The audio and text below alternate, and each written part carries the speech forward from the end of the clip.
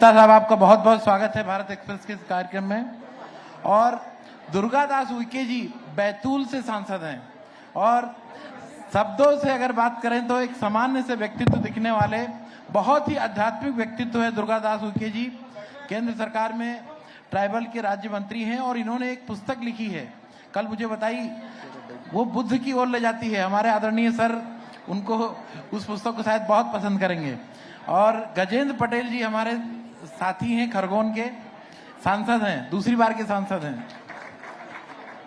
सबसे पहला सवाल सुधीर गुप्ता साहब आपसे, क्योंकि मैंने आपको देखा कई बार इंटेलेक्चुअल बात करते हुए, 2014 से 24 में आप देश में किस तरह का बदलाव देखते हैं? नहीं, देखिए, एक बात है कि बदल उसे कहते हैं जो एहसास करा दे। और इसीलिए हम जब 2014 से 2024 को तोलते हैं, 25 को तोलते हैं, तो हर एक सेक्टर में और हर एक फैक्टर पर आपको चेंज नजर आएगा। नारे बहुत सारे लगे, इरादे बहुत सारे लोगों के रहे होंगे कि देश के लिए काम करना, लेकिन अगर हम इकोनॉमिकली चेक डाउन करें तो 13 लाख करोड़ का रेवेन्यू कलेक्शन होता था 2013 में जी, और देश उस आधार पर व्यय करता था। और अगर अभी लेटेस्ट बजट को हम चेक करें तो 50,65,000 करोड़ का एक्सपेंसेस बजट देश के सामने है। बदलते परिप्रेक्ष्य में दुनिया का कोई भी ऐसा देश नहीं है जो 10 सालों में अपनी इकोनॉमी को 4 गुना आगे ले जाकर खड़ा कर दे। हम देखते थे कि सड़कें नहीं होती थी, रहने को मकान नहीं होता था, इलाज का पैसा नहीं होता था। आज लगभग कंट्री के हर उस व्यक्ति के जेब में 5 लाख का कार्ड है जो इलाज कराने के लिए किसी अस्पताल के रास्ते खड़ा है। तो ये जो बदल है, ये भूख से पीड़ित समाज को उसकी मुक्ति की तरफ ले जाता है। और इसीलिए गांव, गरीब, उस सब में हम देखते हैं एजुकेशन का डेवलपमेंट आया है, तो गरीब कल्याण की योजनाएं जो फोकस हुई है उसमें भारत का चेहरा बदल गया। आर्थिक रूप से हमने बदलता हुआ भारत देख लिया। अगर हम देखते हैं तो सेक्टर तो चेंज दुनिया में सब दूर हुए। 92% पॉपुलेशन हमारी फार्मिंग सेक्टर में थी, आज वो 52 के आसपास ठहर गई है। तो ये लोग गए कहां? तो क्या सभी को सर्विस देना, ऐसा इरादा लोगों के बच्चों के सामने खड़ा कर दिया। लेकिन आज नए भारत में हम देखते हैं कि हर एक बच्चा स्टार्टअप से जुड़ा, एंटरप्रेन्योर होना चाहता है, अपने आप को एक ऐसे मुकाम पर खड़ा कर रहा है जो लोगों को जॉब दे सकता है। और इसीलिए हम अगर भारत के औद्योगिक ढांचे पर बात करें तो अकेला मोबाइल सेक्टर में 1 लाख करोड़ के तो मोबाइल हम एक्सपोर्ट कर रहे हैं। हमारी इकोनॉमी में बहुत बड़ा चेंज है और उसका मूल कारण है कि भारत के हर एक बच्चे के मन में एक भाव है कि मेरा कोई गार्जियन है। और जो नरेंद्र मोदी जी ने जो गार्जियनशिप ली है कि सबका साथ सबका विकास, उसका बहुत बड़ा उजला चेहरा हम देश में देख पा रहे हैं। एजुकेशन के क्षेत्र में आपने कहा कि काफी ग्रोथ की है, लेकिन कहीं ना कहीं जो विपक्षी पार्टियां हैं, अभी कुछ देर पहले पुष्पेंद्र कुलश्रेष्ठ जी कई तरह की चर्चा कर रहे थे कि जैसा कि विपक्षी पार्टियां कहती, राम मंदिर का मुद्दा एक मुद्दा हुआ करता था, राम मंदिर का निर्माण हो चुका है। देश में धार्मिक क्षेत्र में चाहे महाकाल लोक का निर्माण हुआ हो, चाहे काशी, माइक को थोड़ा पास रख के बात करें, चाहे काशी विश्वनाथ का निर्माण हो, तो इस तरफ जो देश जा रहा है इसको किस तरह देखते हैं आप? नहीं, देखिए, अगर एजुकेशन की बात करें और अगर विपक्षी कहते हैं कि कोई चेंज नहीं हुआ, तो मैं 1949 में ले जाना चाहता हूं। नेहरू जी ने इसी लोकसभा सदन के अंदर कमिटमेंट किया था कि संविधान लागू होने के 10 साल के भीतर अनिवार्य, निःशुल्क और गुणवत्ता वाली शिक्षा दे दी जाएगी। 1984 में राजीव गांधी ने यही चीज दोहराई कि 21वीं सदी आने के पहले हम सबके लिए एजुकेशन दे देंगे। मगर वो तो होना था अटल जी के हाथों से। और सर्व शिक्षा अभियान आया, 5 लाख कमरों के साथ आया। बातों में नहीं था, इरादों में था। डिस्टेंस एजुकेशन साथ में था, बच्चों के लिए मध्याह्न भोजन की ताकत थी। तो एजुकेशन फॉर ऑल, ये अगर हम देखते हैं कि बच्चा अनिवार्य रूप से स्कूल जा रहा है, आज अगर पढ़ा लिखा भारत दिखता है तो उसके बेस में वो है। और एजुकेशन पॉलिसी को उस गरीब बच्चे के घर तक ले जाना है कि देश की मजबूरी थी। अगर उस पॉलिसी को चेंज किया तो नरेंद्र मोदी है। और इसीलिए एजुकेशन फॉर ऑल में मैं अपनी कॉन्स्टिट्यूंसी की बात करता हूं तो वहां 3 मेडिकल कॉलेज हैं। हम कल्पना कर सकते थे क्या कि आज हर डिस्ट्रिक्ट पर मेडिकल कॉलेज खुलने की कगार पर खड़ा है? आज 1 लाख से अधिक बच्चे, 75,000 बच्चे और इंटर होंगे, तो एजुकेशन में कौन से मायने पर हम बात करते हैं? आईआईएम की बात करो, आईटीआई की बात करो, आईआईटी की बात करो, और कंपेयर चार्ट खड़ा कर दो। 75 साल बनाम 10 साल, बहुत भारी हैं साहब, हम बहुत भारी हैं। बिल्कुल युवा भारत की बात होती है। गजेंद्र पटेल जी खरगोन के सांसद हैं, ट्राइबल से आते हैं, आदिवासी क्षेत्र है। मध्य प्रदेश में लगभग 48 जो सीटें हैं विधानसभा की वो आदिवासी क्षेत्र है। और आदिवासियों को लेकर गजेंद्र जी आपसे बात करेंगे कि आज के 10 साल पहले जो आदिवासियों की स्थिति थी और अभी में क्या स्थिति में परिवर्तन पाते हैं आप? खासकर 12 करोड़ आदिवासी हैं पूरे देश में लगभग। निश्चित तौर पर अगर इस देश में अगर विकास की बात की जाए तो आदिवासी के बिना उत्थान के विकास का संभव होना असंभव जैसा दिखता है।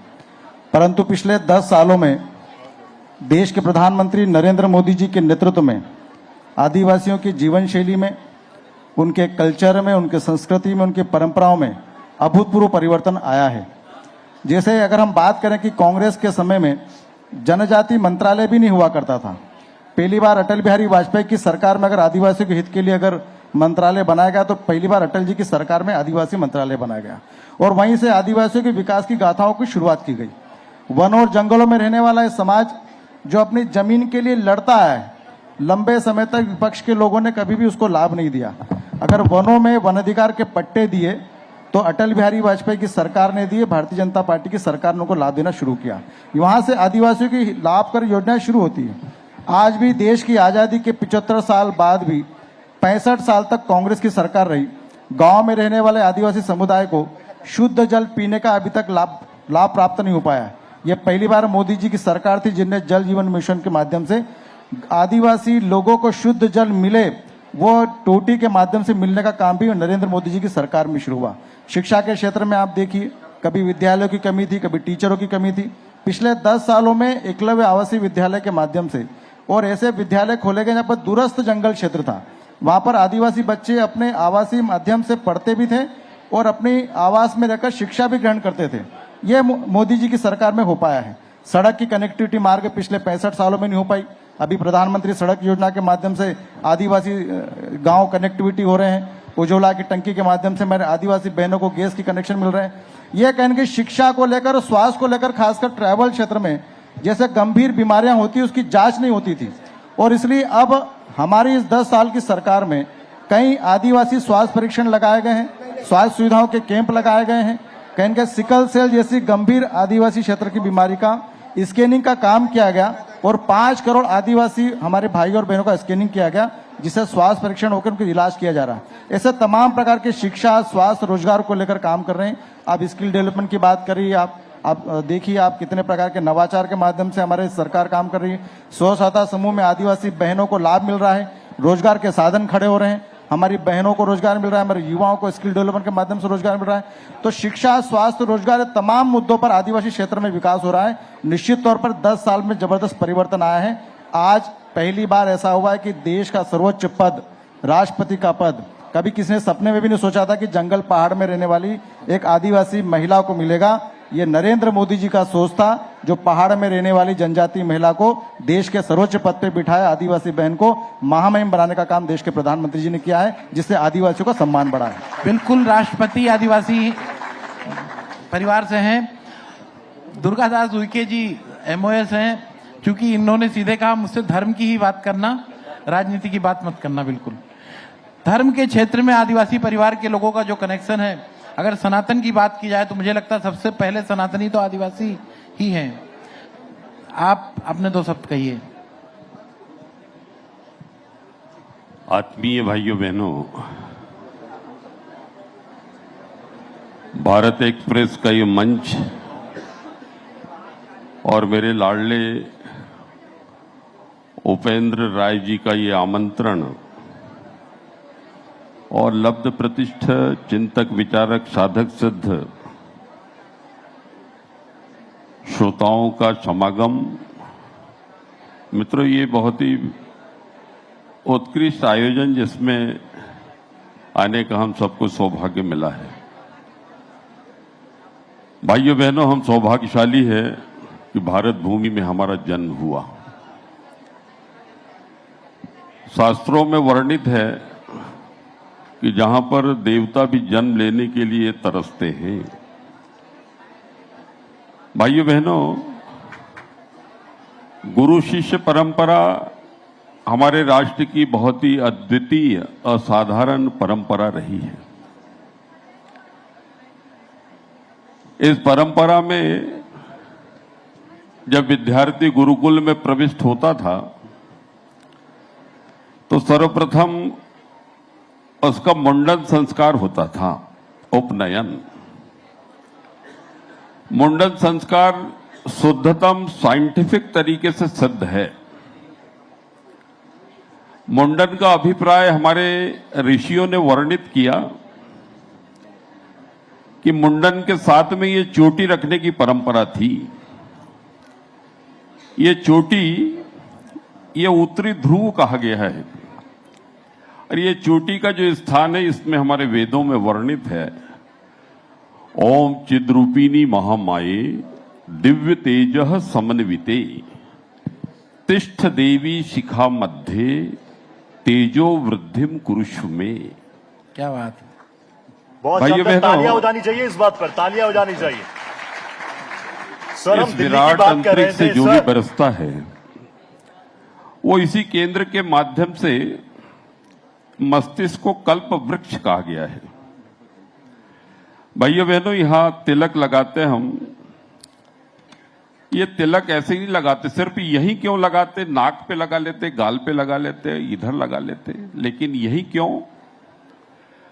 तो हमारे ऋषियों ने ओम चंदनस्य महत्पुण्यम पवित्रम पापनाशनम आपदाम हरते नित्यम लक्ष्मी तिष्ठति सर्वदा। भाइयों बहनों, तंत्र के जो मर्मज्ञ है वो जानते हैं कि मारन मोहन सम्मोहन उच्चाटन उद्वेशन विधा में जो पारंगत है, दक्ष है, सिद्ध है, या तंत्र की आत्मा तक जिनकी पहुंच है, ऐसे तंत्रज्ञ वो जानते हैं भाइयों बहनों कि कोई मारन प्रयोग यदि हम करें किसी पे, हमने कहा भाई इस पे बगलामुखी ओम हलीम बगलामुखी मम शत्रुनाम वाचम मुखम पदम स्तंभ है, जिह्वाम कीले बुद्धिम विनाशय ओम हलीम फट स्वाहा। भाइयों बहनों, यदि ये मस्तक पे यदि कोई चंदन का कोई टीका लगा हुआ है लाल, तो वो जो नेगेटिव एनर्जी है यहां तक आती है और वापस लौट जाती है, और जिसने नकारात्मक आघात हम पे किया है उसी का वो जाकर नुकसान करती है। ऑब्वियसली विके सर, ये इंपॉर्टेंट बातें आप कह रहे हैं और बच्चे भी देखिए, युवा यहाँ पर मौजूद है, इसलिए लोग आपको सुनते हैं। सोशल मीडिया पर भी आपकी बातों को इस तरीके से लाइक्स मिलते हैं, सब्सक्राइब मिलते हैं। फिलहाल क्योंकि हम दिल्ली की बात कर रहे थे, दिल की बात कर रहे थे, तो मध्य प्रदेश तो आएगा ही, देश का दिल मध्य प्रदेश है। मैं आप तीनों ही पैनलिस्ट का बहुत स्वागत, थैंक यू करूंगा तहे दिल से। Thank you so much V K sir, thank you so much Gajendra Patel sir, thank you so much Sudhir ji, बहुत और बहुत धन्यवाद कोई मौका Sudesh Tiwari sir, thank you so much.